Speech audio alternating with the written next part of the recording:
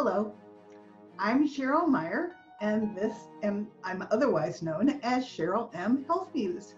And what my goal is to inspire you to lead a healthier life. So when I proposed my podcast, I proposed that we present it in two different segments. The first one is It Feels Good to Feel Good, Future Proof Your Health, where I get to share everything I have learned to return my health back to relative wellness and to live a pain-free life in spite of the fact that I have autoimmune disease. But the second part of my podcast is this episode, and that's Tell Me Your Story, the Health Muse is in. My concept with this is it's all fine and well that you hear me tell my story, but I get a lot of, it's all fine and well that it worked for you, but it's not going to work for me. And I wanted you to hear that there are lots of people out there that have made changes in their lifestyle that have supported their health and brought them back to relative wellness. We all have a couple things in common. We all owned our own health. Whatever the doctor was suggesting we did was going on a parallel path to us making these lifestyle changes where we did things that cleaned up our toxic load. We all pay attention to our body. You'll hear jazz in the background because I want you to listen to the rhythm of your health, and I want you to pay attention to what your body is telling you. My body had been trying to tell me that I was going to topple over into toxic load for some time. I just wasn't listening. So if you clean up your lifestyle and if you listen to your body, you have a very good chance not of being deprived in any way, but returning to feeling darn good. And that's what these podcasts are really all about. So thank you for joining me. This is going to be a Tell Me Your Story, the Health Muse is in episode, and I hope you enjoy it, and I hope that we all inspire you to lead a healthier, happier life. Thank you.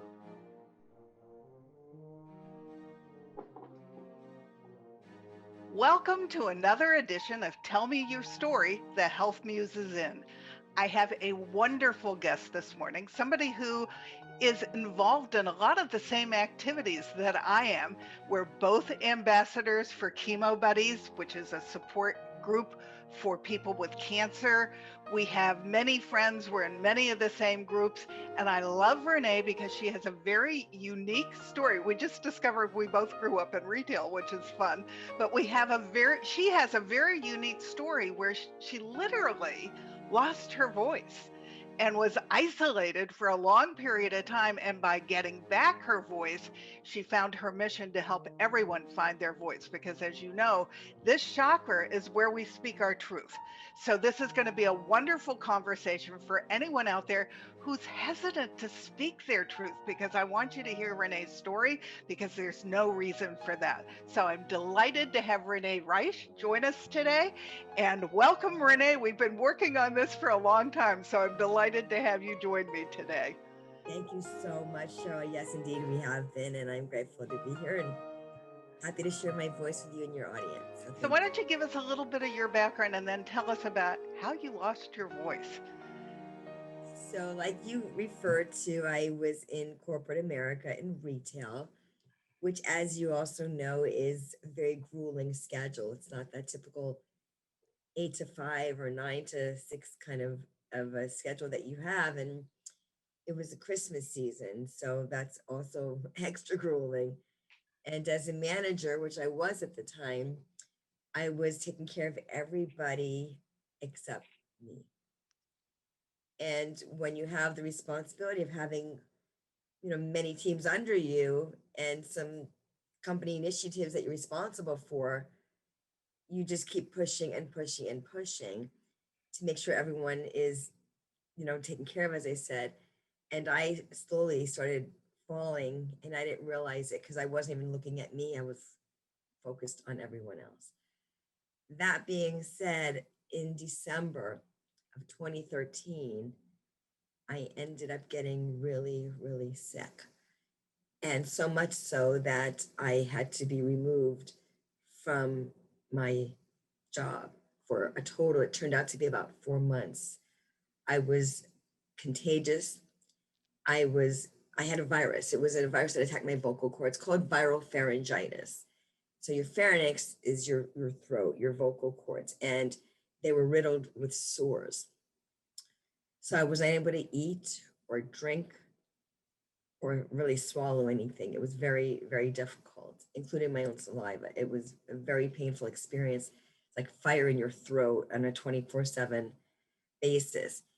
And doctors were unable to help me. I kept getting, every call I got was, of course, voicemails because I couldn't answer my phone.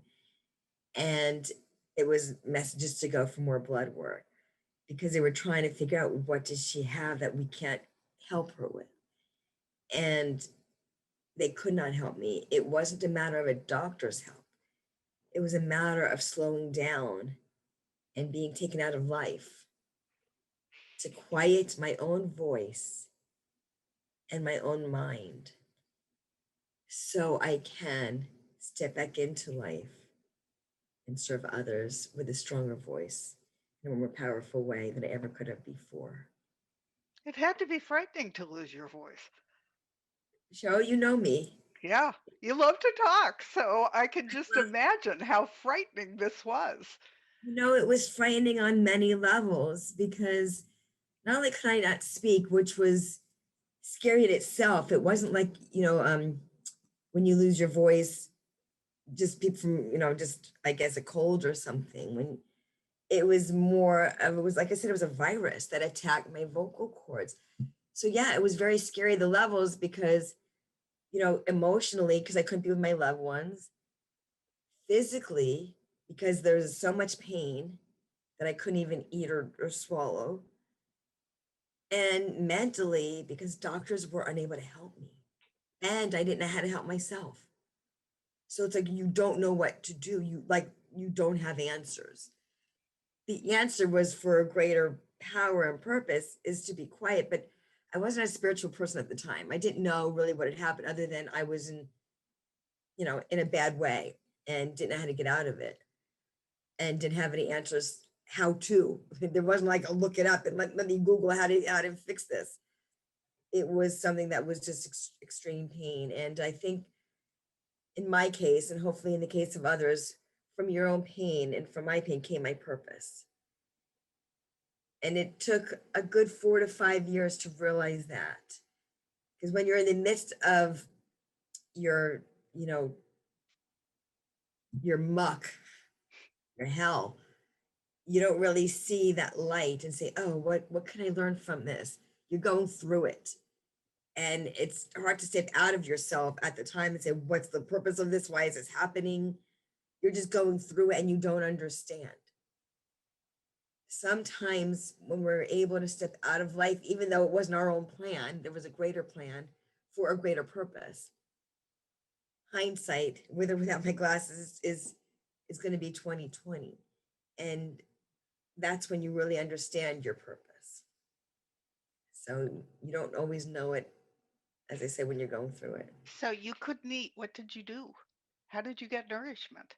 I was really withering away. And I'm going to say it's the grace of God and my best friend. I'm surprised they didn't put me in a hospital with an IV because I was losing weight rapidly because I wasn't unable I could eat, but I chose not to. I'm going to tell you why. You can't swallow your own saliva and you're in pain 24/7. That's not the first thing on your mind. It's actually the last thing on your mind because you want to get out of this pain and that's not something that you look forward to. So my best friend, who's my angel right now in heaven with my dad, would drive up my drive when I never knew when she was coming because, I couldn't speak, so I wasn't in contact. She knew I'd be home because I wasn't going anywhere. I wasn't allowed to. So I look at my window just to see the day, and I would see her driving up. And very similar to COVID, she had to wear a mask. And I had to wear one if I had anybody come over. I really didn't have anybody but her. Her dad came over one time. He's also up there in heaven. And it was to deliver food to me. And she would cook kosher chicken. I'm Jewish, and at the time I kept kosher. And she would make it so I could eat it. And she would go to the market and get Jello or applesauce or things that she thought I could muster That down, were soft. Yeah. that were soft or easy to swallow. You know, anything was difficult to swallow. But, and I write about this in my book, which I'll talk about in a minute, the love behind the pain that I was experiencing, her love was more potent than any pain that I had. As great as my pain was, her love was that much stronger. And I knew that she was here to help and support me. And how could I turn that down? So I knew, as painful as it was to swallow that, I needed to survive, and I needed something inside of me to keep me going. So I did whatever I could to get that down, to try to get whatever nourishment I could. It wasn't very often, but whatever I could get down, I did. And then you did eventually end up in the hospital on an IV. I did not have an IV. I was in the hospital twice in the ER. Okay. They didn't give me an IV. I don't think they gave me an IV. They sent me home. They couldn't help me. There was nothing they could do. It was like they gave me a viscose. It was called a viscose, kind of a spray to numb my throat, but that wore off, and I was just literally existing on, I don't know what, probably love. I really don't know why I was not in the hospital. I don't understand that. Other than the 2 ER trips I had, I don't know. But I was just at home. I was just at home, and my days were turning into weeks, into months. And one of my trips to a specialist, because I had to go to a specialist to see if it was permanent damage. And when I found that it wasn't, that was the beginning of my journey back up that black hole to climb back into life. And I had exercise I was to do. I went to see a vocal coach who helped me, because, like your muscles, mine had atrophied in my throat from not being used. And I had to do exercises to get them back. And you can't go from, like, 0 to hero in a minute, because it was 4 months that they were not in use. So the way you have to start slowly getting maybe your 5-pound weights, then your 10-pound weights, then your whatever that is that you can start getting back that muscle. I had to start warming them back up. Just like singers, they have to do vocal exercises to get them warmed up. Well, mine hadn't been in use for so long. It took a lot of different exercises and a lot of different kind of coaching to get my vocal cords back. And it's approximately 1 year for me to fully regain the use of them, because as I would speak, they would go in and out of use. It would, like, literally go, it would leave my voice, the sound of my voice would actually leave. And I had to just start slowly working it back up and doing those exercises to fully regain its use. So it took you 4 to 5 months before you could start integrating back into life. Did you go back into retail? Well, my job was still there. I was on a leave of absence. I was going to say LOA, which we also know is law of attraction. And I think I may have attracted this into my life. And people think, are you kidding? How would you attract? I believe to this day, and we're talking from 2013, now we're having this interview in 2021. I believe it happened because, as I said, I was taking care of everybody else. And I think that the metaphoric loss of my voice in life, not speaking up, not saying, hey, this is too much for me. I can't do this. You're putting too much for me to take care of everybody, and I can't even take care of. I never said anything. I felt if they thought I could do it, I have to do it. I must do it, because you're telling me you're giving me all of this to do, then I must be able to do it. How do you go back and say I mean, I guess you could say this is too much for me, but I couldn't. Yeah, I but you didn't, have to learn to set boundaries. It's not and easy. there were no boundaries for me. I was just like, keep going, Renee. They told you could do it. So I would stay up till 1 a.m. I'd wake up early. I looked forward to, and I write about this too in my book, that I look forward to my days off, not to breathe. I look forward to my days off to see what more could I do. God, I got a whole day tomorrow. If I get up really early, I have the whole day to work on schedules, to work on things. Nobody, held a gun in my head and said, you have to do this. It was a choice. So it wasn't their fault. It was my own, because I felt in order to stay ahead of that rat race, I had to do all these things to do that. And that was a choice I made. It was not the smartest one because it took me out, and almost permanently out. So it was a very painful lesson. And I know even today as an entrepreneur, you know, sometimes I don't even know what day it is because I keep working through weekends. I'm like, okay, Renee, you got to slow down. I know. Old I'm a habits, type A personality, old so habits die hard, yeah. and it's something that you need to set your own boundaries. And sometimes, and I've said no to people for things. When you say no, it's not rude. You're saying yes to you. Because I've learned to set some boundaries. You have to. Yeah, no, it's For critical. your own health, you've got to do that. So I still, work on those things. I'm not going to say I figured it all out. I think the day we get called home is a day maybe we have figured it out and we get called to another assignment. But this is something that, I really work on, because I know that in order to take care of others, you have to fill your own cup first. Yeah, it's the old mask. You put it on you first The and then oxygen mask, on yeah, your children. you've got to. You've got to. So sometimes the thing now is I can recognize things that I do, my behaviors, more quickly and easily than I did before, because I didn't know. I just kept go, go, go. And that doesn't really serve anybody, including the one that's going, because Yeah. eventually you stop. And it wasn't on my own will that I stopped. It was on something that was put upon me to stop.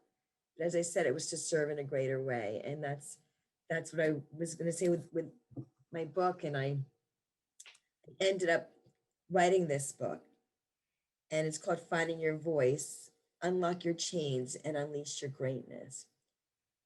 The chains that I speak of were my own chains. And the greatness is also my own greatness to release to others and to share with others and to share my voice and have them share theirs. In the book, I have takeaway sections after each chapter, because I didn't want to write a book about, my journey and I lost my voice. That's only in the first chapter.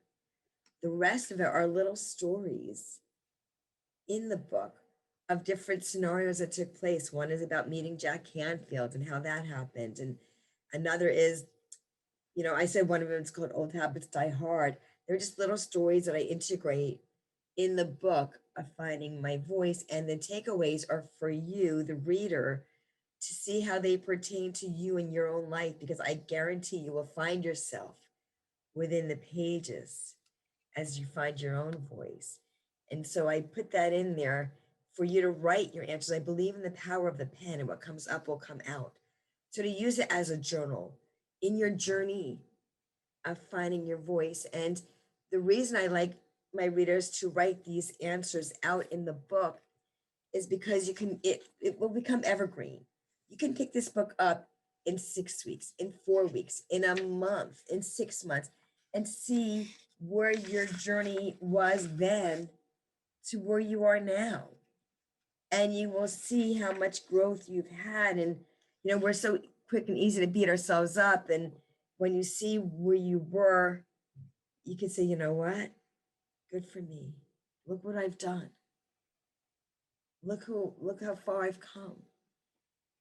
And you can pat Yeah, I'm yourself. a huge believer in celebrating our own victories because we don't, especially as women. We are constantly achieving things, but we're on to the next before we even stop and go, whoa, I did that. So true, Cheryl. So true. And especially as a woman, that's what my market is: women. It's the female entrepreneurs, the business women, the women who they're not taking care of themselves, they're taking care of everybody else, their kids, their family, maybe it's even a single mom. And they're just not stopping to take care of them. Yeah, I Because they actually published a victory and gratitude journal. It's up on Amazon because I was in a group and one of the women was complaining that she wasn't getting speaking assignments and COVID had just started. And so we said, okay, well, let's talk about this. And it ended up her calendar was completely full. And we laughed and said, we all need to stop and breathe and reflect on what we have accomplished and give ourselves credit for that. So I did it as a Christmas present for everyone in the group, and then I published it. Um, every Yeah. morning, it's important, no matter how big or how little it is, to recognize what you accomplished the day before and then to be grateful, because that will set your whole day off on a positive note to create your future. So, yeah, That's we're so, kind of in the same place. yeah. So often we carry our baggage from the day before and we wake up thinking about that we're repeating that playlist in our minds of what we should have done, could have done, or an argument you had or something. And it's like, wait a minute, you got a new day. You woke up. You were brought back into life to live your life, not to ruminate about what happened the day before. The only time I like to look back is to help me move forward from something else, not to stay there or stay stuck and go over it again and again and again. And then the day is kind of like, oh, what did I do different? Nothing. And then you're going to be in that same vibration of what put you there in the first place. Say, okay, it's a new day. Let's move forward. Let's, get your energy up, whether you go for a walk. I love being out in nature. I absolutely love it. So go out, even if it's 10, 15 minutes. If it's inclement weather, then maybe listen to a meditation or something to get you out of a negative space. If you're in a negative space, or even if you're not in a negative space, just be out in nature. If you can, go for that 5 or 10 minute walk to clear your mind. And so many times when I'm outside on my walk or a jog, instead of listening to music, I literally turn it off and I listen to the birds. Yeah, And I talk about doing a sensory walk where I do, you feel the air on your skin, and then you look and see, are there clouds in the sky, and you I listen for do. the birds, and the whole time you're walking, you are not using electronics. You're actually existing in all of your senses so that you enjoy the whole thing that nature has to offer to us. To be present.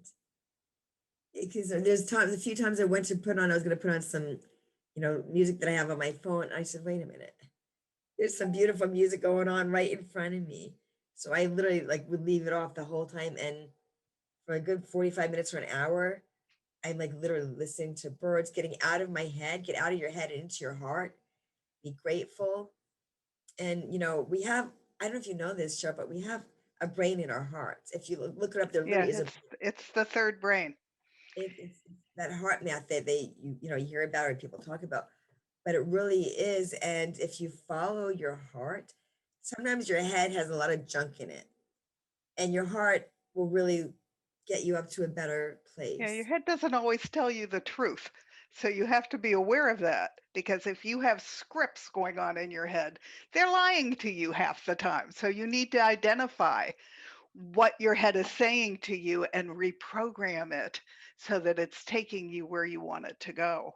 What I was going to say, that's a great point, is that you absolutely have that, and it's the beliefs. And if in the word beliefs, it's LIE, right in the middle. Beliefs are the lies that you tell yourself, that you make them your beliefs, which become your behavior. Your behavior will become your actions and your words. And then all of a sudden you're living this reality, which is a script that you created. We are each the author, whether you have a book or not. You're each the author of your own life and the producer of your own film. And you get to write that, not every day even, but every minute. You can change it. Say, no, I don't like the way this is working out. Let me change what I'm doing or how I'm being to create a different outcome. And what people in your life are you listening to? Are they people that you respect and admire, that are giving you, the information that you're looking for?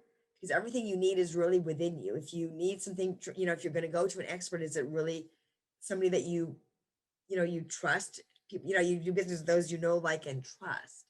Is it someone like, and trust? And if it is, then fine. But if it's not, and you're like, oh, they probably know what they're doing, let me just do this. I say we don't have to reinvent the wheel, but put your own, your own oil to it, because you are unique in your own right. You don't really not have to be somebody else. You're you.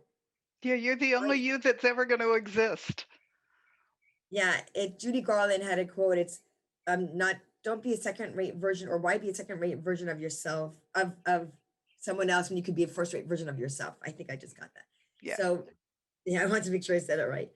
That's that's what it is. Be a first rate version of you and not a second rate version of someone Yeah. else. I also like Oscar Wilde's quote, I've decided to be me because everyone else is taken. Perfect. That made me giggle when I read that. And that's a great line. It really is. And I don't know why women grow up thinking they're not enough, but we are all enough. We have what we need to be enough, and we just have to let it loose. I do agree with that. I'm going to answer. You said why we grew up feeling like we're not enough. I can tell you that because that is me. Never feeling like I was enough. My voice, it was taken, not well, at the time it was taken from me. I will say I didn't think it was for me, but now I feel it's certainly been. It was taken for me. Feeling not enough, being a people pleaser, because when you have things that are asked of you constantly, and then people are critical, you start looking at yourself and criticizing yourself and thinking you're not enough. So it's from teachers, could be bosses, it could be friends who are not really your friends, but saying things that are not making you feel anything but great, or even family members. So it's all these different forces in your life, or advisors, or trusting advisors that you look up to. People do the best they can with what they have and what they had. Mhm. Our parents, what they grew up with. Do we know what their family was like, their family upbringing? Do you know everything that they went through to get to where they are? There wasn't this book when they said, okay, you have a child, read this and do this A, B, and C, and your kid should be great. I mean, people grew up in broken homes and they're, trying to figure themselves out, or they were, adopted. It doesn't matter where you were, it matters what you bring with you, and to try to get the help that you need to get to where you want to be. We could always do the blame game. Well, it's because, this one was this way and that one was that way, and this is why I'm this way. Okay. Maybe it's part of it is genetics. Maybe part of it is the the household you grew up in. But we could blame and blame and blame, and that's going to give us an excuse to make, well, I'm this way because. If you recognize it, that's good. But what are we doing with it? Say maybe you're like, I don't want to be that person. I don't want to be the way this parent was, or that parent was, or my guardian was. I don't like the way they brought me up. I don't like the way they treated me. Doesn't mean you're going to take that and bully somebody else. You're going to say, I want to be different. I have an opportunity to be different. I have an opportunity to change that. And you can if you choose to. Or you could say, well, I'm just going to be this way because that's the way, this one was. I don't want to do that. I want to be me. And I want to make a difference in this world in a positive way and bring my voice to others, and to share, my struggles. I turn them into strengths. My obstacles, I turn them into opportunities. Right. My pain, I turn it into my purpose. It wasn't like this overnight. It was a lot of work, and it still is work. I continue Well, to work. and when you got your voice back, you worked with a women's organization to help them find their voice, which I love. I did. I did, Cheryl. It was Women Helping Women. And I did work with them. It was and it still is a nonprofit 501(c)(3) to help them. And then they actually, it's Women Helping Women, but then they just started calling it WHW because there were men that were coming in there too, and they didn't want to not serve them. So sure, and I taught classes.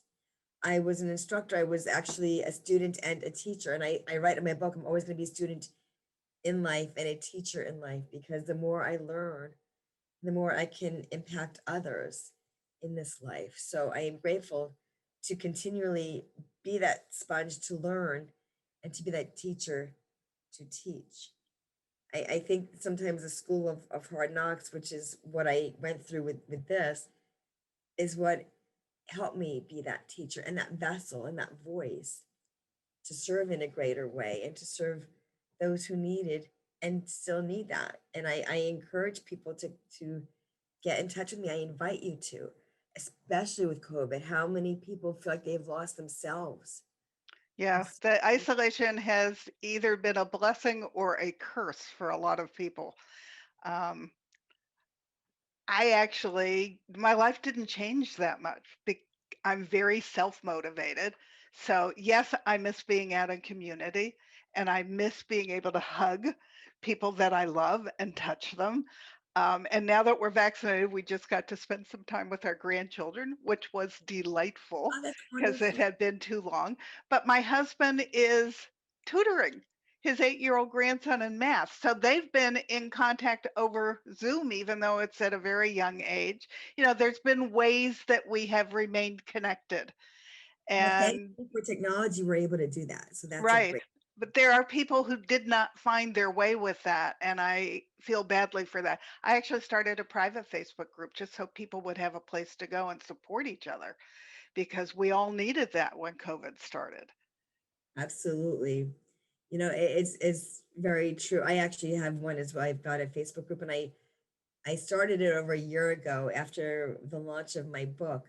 And when it went to number one, I just felt I couldn't abandon. It was a messenger group.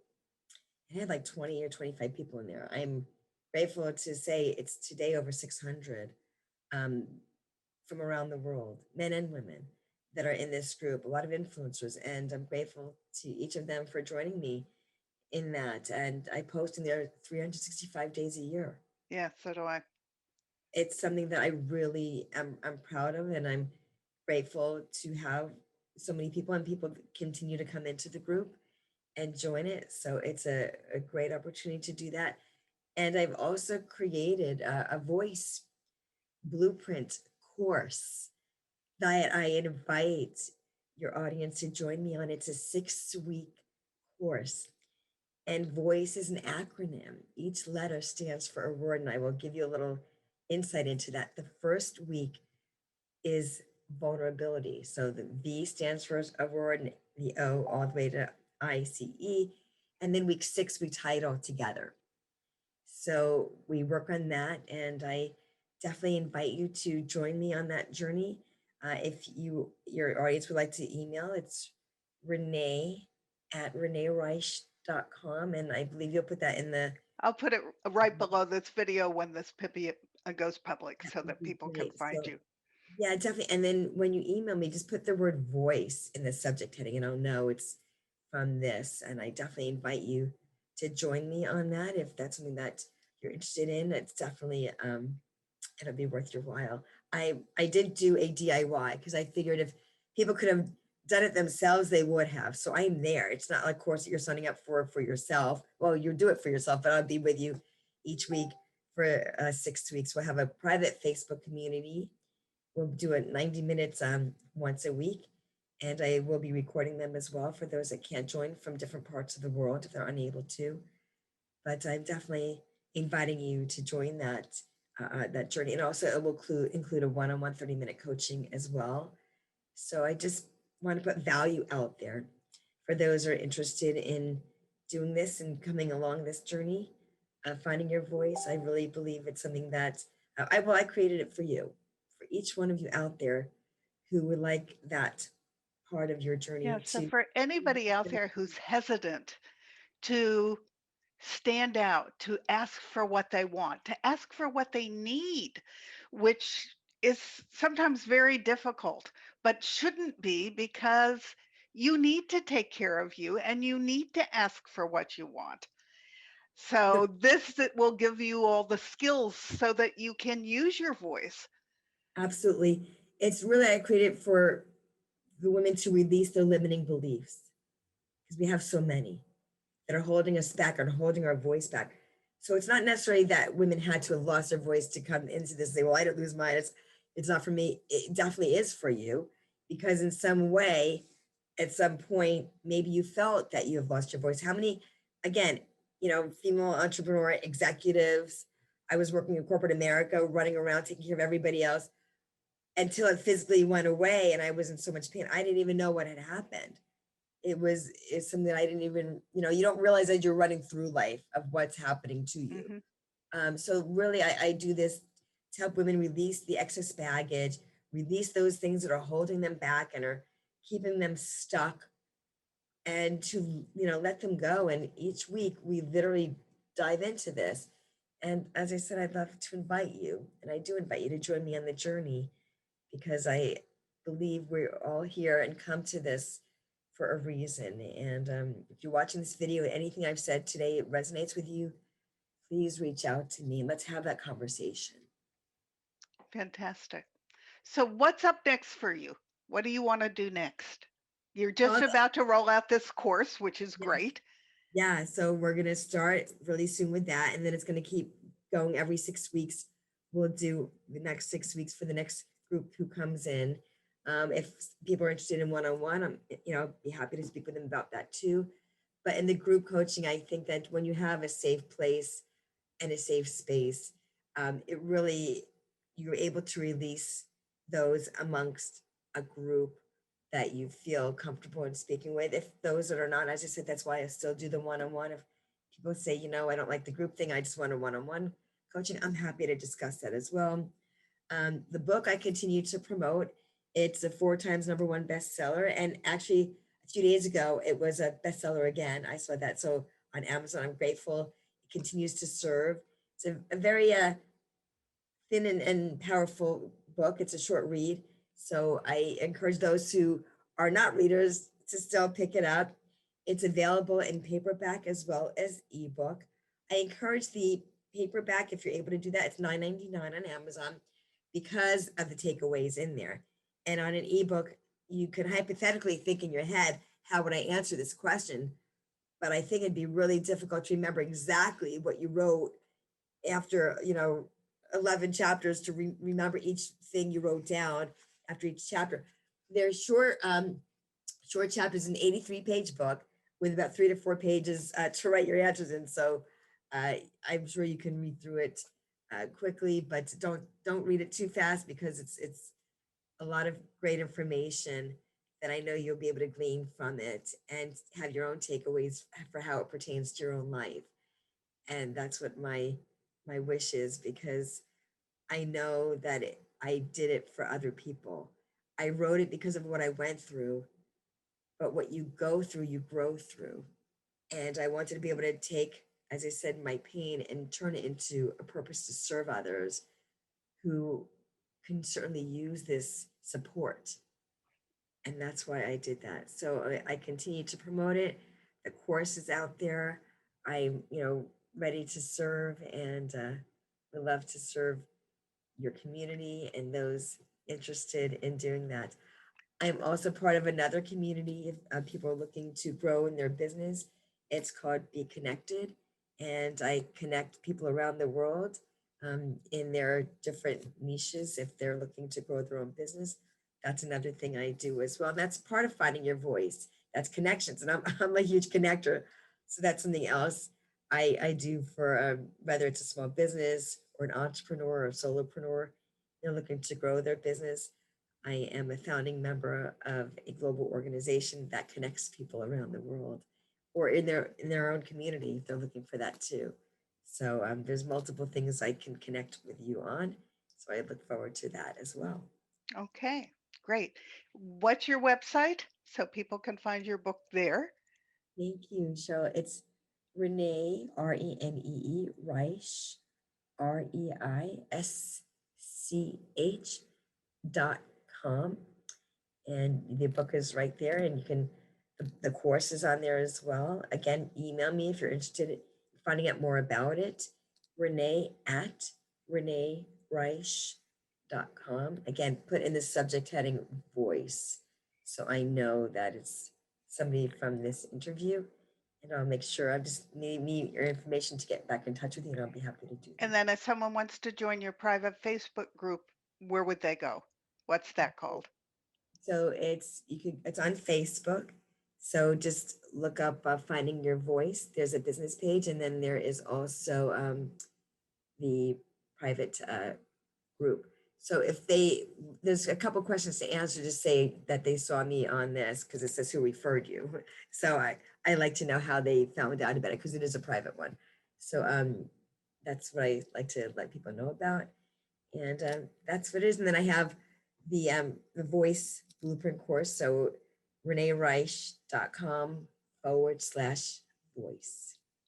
reneereisch.com/voice. Fantastic. I'm on Facebook, LinkedIn, Instagram, YouTube.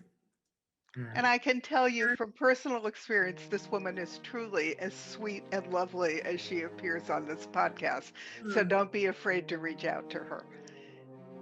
Thank you, Cheryl. That's So, so thank you very much for joining me today, even though it was a little crazy to get together, but thank you. I've enjoyed the conversation and I look forward to hearing about your successes as you go forward. Thank you so much. And thank you to each and every one of you for listening and allowing me and Cheryl to share our voices with you today. So, thank you.